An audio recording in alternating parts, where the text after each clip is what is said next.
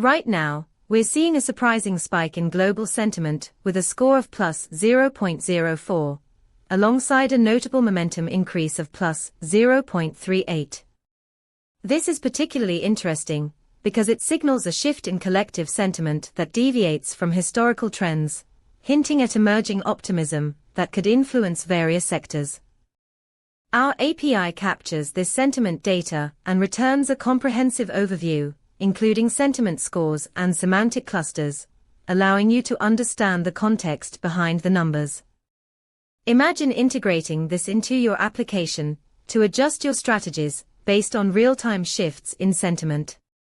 For example, a news aggregator could utilize this data to highlight articles that align with the current positive sentiment, driving user engagement. Dive deeper into the data at pulsebit.lojenterprise.com/docs.